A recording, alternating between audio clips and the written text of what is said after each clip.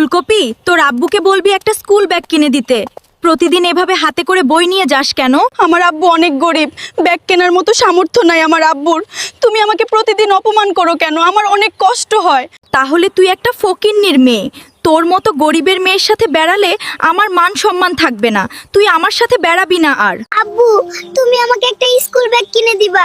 করলা আমাকে প্রতিদিন অপমান করে। আমি আর কোনোদিন স্কুলে পড়তে যাব না আব্বু। আম্মাজান, তুমি কান্না করো না তো। আজকে আমি রিক্সা চালাতে যাব। রিক্সা চালিয়ে টাকা পেলে তোমাকে একটা ব্যাগ কিনে দিব। আজকে একটাও যাত্রী পেলাম না রাস্তায়। আমার মেয়েটার জন্য ব্যাগ কিনতে পারলাম না। আজকে 1 টাকাও ইনকাম করতে পারলাম না আমি। ফুলকপি, তুমি এখানে মন খারাপ করে বসে আছো কেন? তোমার কি হয়েছে বলো আমাকে। এখানে বসে বসে কান্না করছো কেন তুমি? আমাকে প্রতিদিন করলা অপমান করে। আমার স্কুল ব্যাগ নাই, এই জন্য সবাই অপমান করে। আমার আব্বু গরিব, তাই ব্যাগ কিনতে পারে না। আমি তোমাকে একটা নতুন ব্যাগ কিনে দিব। তুমি কান্না করো না ফুলকপি। আজকে তোমার জন্য একটা সুন্দর স্কুল ব্যাগ নিয়ে আসবো আমি।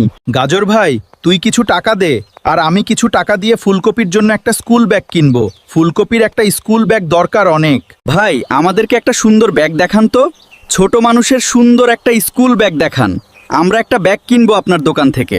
ফুলকপি, এই ব্যাগটা আজকে থেকে তোমার। আমি আর গাজর এটা কিনে আনলাম দোকান থেকে। তুমি এই ব্যাগ নিয়ে স্কুলে যাবা এখন থেকে। ও আল্লাহ, যারা এই ভিডিও